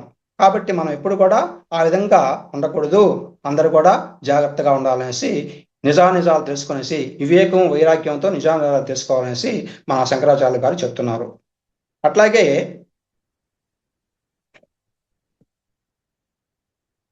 ఇంకొకటి, అర్ధస్య నిశ్చయో దృష్టోహ విచారేణ హితోత్తితః నా స్నానేన నదానేన ప్రాణాయామ సతేన వా. మనం ఎన్ని యజ్ఞాదులు చేసినా, దాన ధర్మాలు చేసినా, తీర్థయాత్రలు చేసినా, నదీ స్నానాలు చేసినా ముక్తి మాత్రం లభించదు. స్వర్గప్రాప్తి మాత్రం లభిస్తుంది. ఎందుకు పుణ్యకర్మలు చేశాం కాబట్టి స్వర్గానికి పోతాం. కానీ ఈ స్వర్గానికి పోవడం కూడా ఎప్పుడు లభిస్తుందంటే మన యొక్క అంతఃకరణ శుద్ధిగా ఉండాలి, మన శరీరాలు పవిత్రంగా ఉండాలి. అలా అప్పుడు మాత్రమే శుద్ధిగా ఉంటేనే మనం మోక్షం లభిస్తుంది. అంటే ఇక్కడ స్వర్గప్రాప్తి లభిస్తుంది, మోక్షం మాత్రం లభించదు. కాబట్టి మనం ఎప్పుడు కూడా ఒక సమర్థుడైన గురువుని ఎన్నుకునేసి ఆ యొక్క గురువు ద్వారా మనం సాధన చేసి అప్పుడు మోక్షాన్ని పోయేదానికి ప్రయత్నం చేయాలి. సమర్థుడైన గురువు ఎప్పుడు కూడా ఏం చేస్తాడంటే తన శిష్యుల్లో ఉన్నటువంటి చెడు గుణాలని తెలివిగా చూపిస్తారనమాట. అరే నువ్వు ఈ విధంగా ఉన్న నాయన, ఆ విధంగా ఉండకూడదు, దానివల్ల ఇన్ని కష్ట నష్టాలు ఉన్నాయి అని తెలివిగా చూపించి దాన్ని మాన్పించే దానికోసంగా ఆ యొక్క దురవాట్ల నుంచి పోగొట్టే దానికోసంగా ప్రయత్నం చేస్తాడు. అతనే మంచి గురువు అన్నమాట. ఈ విధంగా తర్వాత అధికారణమాశాస్తే ఫలసిద్ధిర్విశేషతః ఉపాయా దేశకాలాధ్యాః సన్యస్మిన్ సహకారిణః. ఎవరైతే బ్రహ్మజ్ఞానాన్ని సాధన చేయగా ఉంటారో వారికి వేదాంతపరమైనటువంటి అర్హత కావాలి. బ్రహ్మజ్ఞాన సాధన వేదాంతపరం చేసుకోవాలి. దీనికి దేశకాల పరిస్థితులు కూడా మనకి సహకరించాలి. అప్పుడు పరిస్థితులు కూడా సహకరించాలి మనకి. కాబట్టి ఈ యొక్క సాధకుడికి శ్రద్ధ పరిస్థితులు సహకరించినప్పుడు శ్రద్ధ అర్హత లభిస్తుంది. మనం గురుముఖతంగా మనం ఎప్పుడు కూడా గురువు ద్వారా నేర్చుకున్న విషయాలని సాధనలోకి ఫలించాలి. ఊరికే నేర్చుకుంటే కాదు, దాన్ని సాధన చేయాలన్నమాట. గురువు ఏమైనా చెప్పాడో దాన్ని సాధన చేయాలి. అలాగా సాధన చేసినప్పుడు బ్రహ్మజ్ఞానాన్ని సాధించుకోవాలంటే వాళ్ళకి అది ఒక పూలదారిగా మారిపోతుంది అని చెప్తున్నారు. అదౌ నిత్య అనిత్య వస్తు వివేక పరికన్యతే ఇహ అమృత అముత్ర ఫలభోగ విరాగ తదనంతరం శం ఆదిషట్క సంపత్తి ముముక్షత్వం ఇది స్ఫుటం. ఇక్కడ ఆధ్యాత్మిక పదంలో ఒక గమ్యాన్ని చేరాలి కాబట్టి మనం ఎప్పుడైనా సరే ఏది నిత్యమైందో ఏది అనిత్యమైందో ముందుగా మనం గ్రహించాలి. నిత్యమైన దాన్ని పట్టుకుంటే మనం వైకుంఠపాళిలో ఏ విధంగా నిచ్చెన మెట్లెక్కి పైకి పోయేసి సరైన పాయింట్ చేరిపోతామో ఆ విధంగా పోతాం నిత్యమైన దాన్ని పట్టుకుంటే. అదే అనిత్యమైన దాన్ని పట్టుకుంటే ఈ యొక్క పాము నోట్లో పడినటువంటి దానిలాగా కిందకి జారిపోతామని చెప్తున్నారు అనమాట. కాబట్టి ఇక్కడ భూలోకంలో కానీ పరలోకంలో కానీ విషయ వస్తువులపైన కలిగే కోరికలకి విరక్తి కలగాలి. ఆ విధంగా ఉంటేనే మనము మంచి దారిలో పోతున్నట్టు లెక్క అనమాట. ఇకపోతే ఇక్కడ మనం ఎప్పుడు కూడా ఈ కర్మఫలాలు చెప్పుకున్నాం కదా, మనకి కొంత డబ్బు తీసుకునేసి ఒక అమెరికాకు పోయినాం అనుకోండి, ఆ డబ్బు అయిపోయేంత వరకు అమెరికాలో చూడాల్సినవి చూస్తాము. కానీ మళ్ళా మనం ఎక్కడికి వచ్చేస్తాము, మనకి మళ్ళా మన ఇండియాకి రావాల్సిందే కదా. ఈ విధంగా మనం ఇహలో పరలో సౌకర్యాలు అశాశ్వతం గ్రహించాలన్నమాట. ఎప్పుడు కూడా వాటి మీద మనం విరక్తి కలిగి ఉండాలి. ఇక్కడ మనకు తెలుసుకోవాల్సిందంటే వివేకం నుంచి కలిగినటువంటి విరక్తిని వైరాగ్యం అంటారు. మనం వివేకం ద్వారా ఆలోచించి విరక్తి కలగాలి, అప్పుడు దాన్ని వైరాగ్యం అంటారు అనమాట. వైరాగ్యం. అట్లాగే ముముక్షుత్వం అంటే ఏంటంటే ముముక్షుత్వం కలిగినటువంటి వాళ్ళు మోక్షం పట్ల ఎక్కువ ఆసక్తి కలిగి ఉంటారు. బ్రహ్మ సత్యం జగన్మిథ్యేతి ఏవం రూపో వినిశ్చయః సోయం నిత్యానిత్య వస్తు వివేకః సముదాహృతః.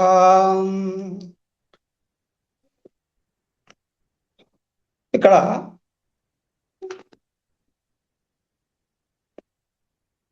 బ్రహ్మ అనేది జ్ఞానస్వరూపం అనేది. బ్రహ్మ అనేది జ్ఞానస్వరూపం. దాంతో సమానమైంది కానీ ఎక్కువైంది కానీ ఏదీ లేదు. ఇక్కడ బ్రహ్మ, పరమాత్మ, భగవంతుడు ఈ మూడు కూడా ఒకే తత్వాన్ని సూచిస్తూ ఉన్నాయి.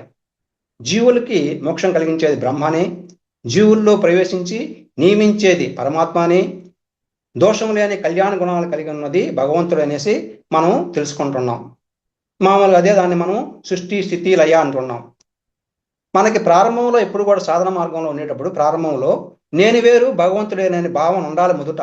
ఎందుకంటే నేనే బ్రహ్మని, నేనే అనుకుని దేవుణ్ణి అనుకుంటే లాభం లేదు కదా. మనం బ్రహ్మని గురించి తెలుసుకోవాలంటే, పరబ్రహ్మని తెలుసుకోవాలంటే మనం మొదట వేరుగానే చూడాలి. సాధన చేయగా చేయగా చేయగా మనమే భగవంతులని తెలుసుకుంటాం అనమాట. కాబట్టి ఆ విధంగా సాధన చేయలేము మొదటే నేనే భగవంతుని అనుకుంటే. కాబట్టి వేరుగానే చూడాలి ఫస్ట్లో. ఈ యొక్క జగత్తు అంతా మిథ్య, బ్రహ్మం ఒకటే సత్యం అనేది సాధన దశలో ఉన్న వాళ్ళకి అర్థం కాదు మొదట్లో.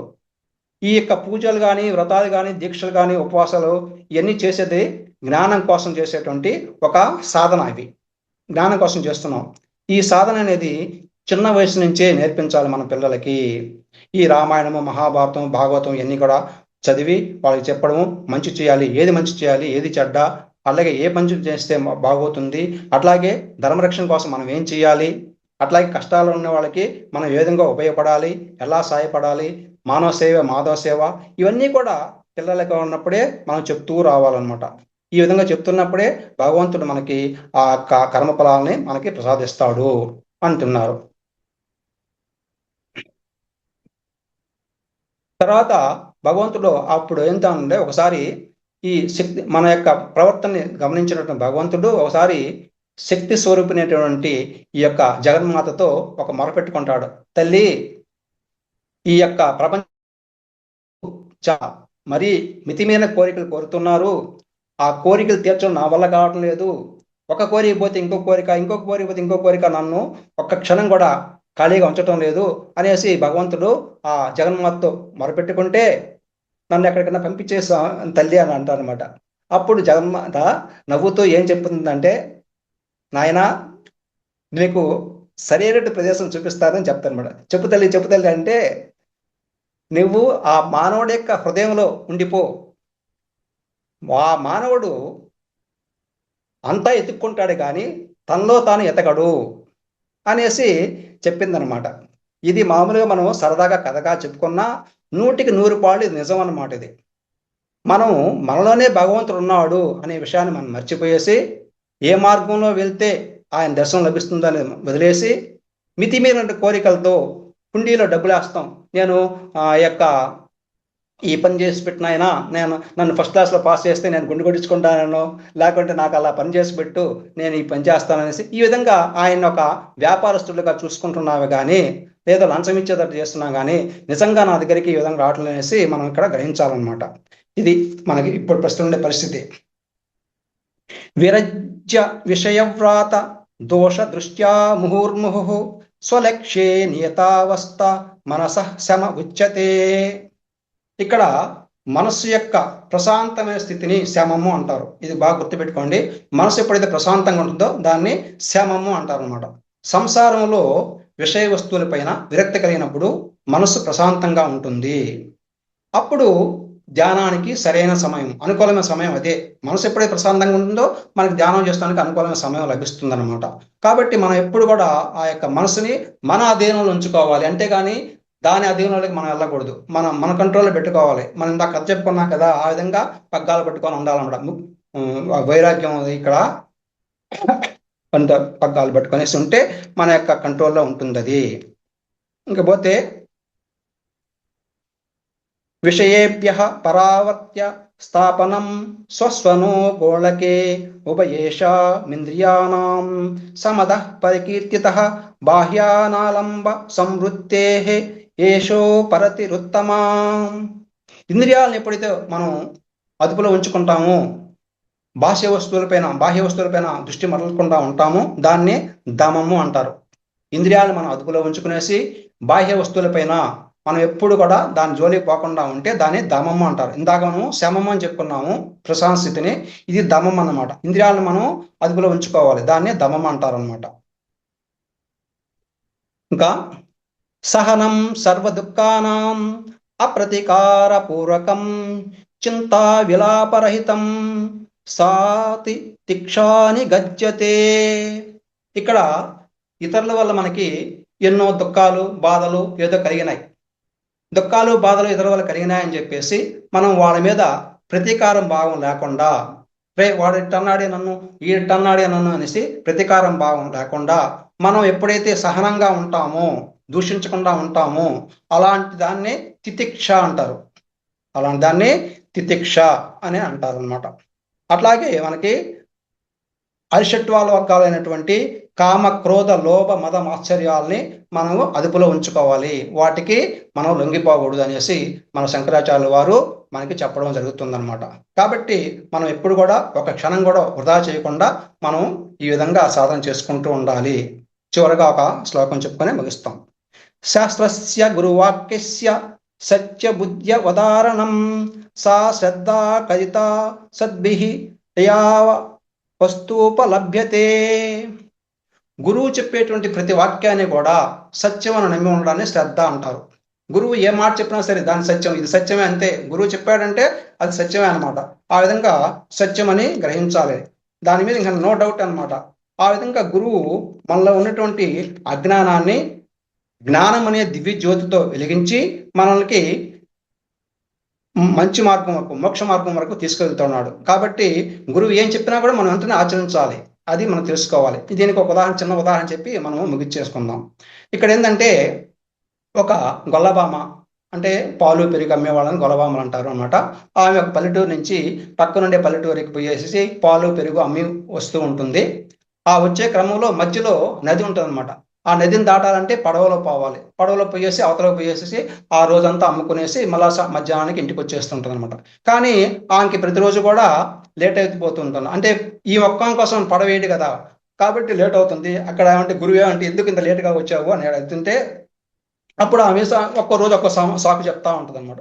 అప్పుడు గురువు కొంచెం వెటకారంగా ఏమంటాడంటే ఆ భగవంతుడే భారం వేసేసి వచ్చేయకూడదా నది మీద అనేసి చెప్తారనమాట.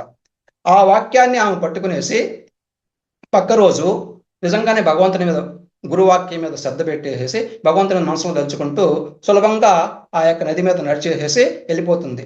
వెళ్ళిపోయేలాకే త్వరగా వెళ్ళిపోయింది. ఆ రోజు పోయేటప్పటికి గురువు గారు ఏంది ఇంత త్వరగా వచ్చేది ఈరోజు అంటే, నేను నది మీద నడిచి వచ్చేసాను అంటే గురువు ఆశ్చర్యపోయాడు. ఆ విధంగా ఉండాలన్నమాట గురువాక్యం మీద ఆ శ్రద్ధ అనేది. ఆమె కొంతకాలం తర్వాత తాను దాచిపెట్టుకున్న డబ్బుతో ఆ నదికి వంతెన కట్టిస్తానమాట. అదంతా గమనిస్తున్నట్టు ఒక యువకుడు అడతాడా, అమ్మా మీరు వృద్ధాప్యానికి దగ్గర అవుతున్నారు, ఈ వయసులో మీరు ఈ వంతెన కడుతున్నారు కదా, ఎందుకు అనవసరంగా కట్టేస్తున్నారంటే, అయ్యా బలేవాడివే, నేను సరే ఆ యొక్క నదిని నన్నేం భయపడటం లేదు, నేను హాయిగా నడిచి వెళ్ళిపోతున్నాను, కానీ ప్రజలందరూ కూడా చాలా బాధపడుతున్నారు ఆ పడవ వచ్చిందాక ఆగివేసి, కాబట్టి వాళ్ళందరి కోసం సహాయం చేస్తున్నాను అనేసి ఆమె జవాబు చెప్తాడు. ఆ యొక్క జవాబు ఆ యువకుల్లో ఒక రకమైనటువంటి భావం కలిగించింది. ఆహా ఈమె ఇంత ఆమె ఇలా చేస్తుంది, గురువు వాక్యం మీద నమ్మకం పెట్టేసి అనేసి ఆ యువకుడు ఆ రోజు నుంచి మంచి పనులు చేయడం ప్రారంభం చేశాడనమాట. ఈ విధంగా మనం గురువాక్యం మీద ఎప్పుడు కూడా నమ్మకం ఉంచుకోవాలి, దాన్ని చేసుకోవాలి. శ్రద్ధ అంట, దాన్ని శ్రద్ధ అంటారు. మనం ఇప్పటి వరకు మనం నేర్చుకున్న ధ్యానాన్ని ఒక్కసారి రివిజన్ చెప్తాను అనండి. వివేకం నుంచి కలిగిన విరక్తినే వైరాగ్యం అంటారు. మనం మంచి చెడ్డ వివేకం ఆలోచిస్తాం కదా, దానిలోంచి ఏది చేయొచ్చు ఏది చేయకూడదు అనేది దాన్ని కలిగిన విరక్తినే వైరాగ్యం అంటారు. మనస్సు యొక్క ప్రశాంత స్థితిని శమం అంటారు. ఇంద్రియాలను అదుపులో పెంచుకుంటూ బాహ్య వస్తువులపై దృష్టి మరలకుండా నిగ్రహంగా ఉండడాన్ని దమము అంటారు. ఇతరుల పట్ల మనకు కలిగిన దుఃఖము బాధలను ఓర్చుకుంటూ ప్రతీకార భావం లేకుండా సహనంగా ఉండడాన్ని తితిక్ష అంటారు. అట్లాగే ముముక్షత్వం అనేటువంటి వాళ్ళు ఎక్కువగా మోక్షం కొరకు ఆరాటపడుతూ ఉంటారన్నమాట. ఈ గురువు చెప్పిన ప్రతి వాక్యం కూడా సత్యమైన నమ్మడాన్ని శ్రద్ధ అని అంటారు. ఇంతవరకు మనము మన శంకర భగవత్పాదులు వారు చెప్పినటువంటి ఈ వివేక చూడమణిలో కొంత భాగాన్ని చెప్పుకోవడం జరిగింది. సమయాభావం వల్ల ఇంతవరకు ఆపేస్తున్నాను. ఈ యొక్క అవకాశం ఇచ్చేటువంటి మన ఈ యొక్క ఫౌండేషన్ వారికి, మహావతార్ ఫౌండేషన్ వారికి, రంగనాథ మాస్టర్ గారికి, లలితా మేడం గారికి, సహజానులందరికీ కూడా నా యొక్క వందనాలు తెలియజేసుకుంటున్నాను. ధన్యవాదాలు.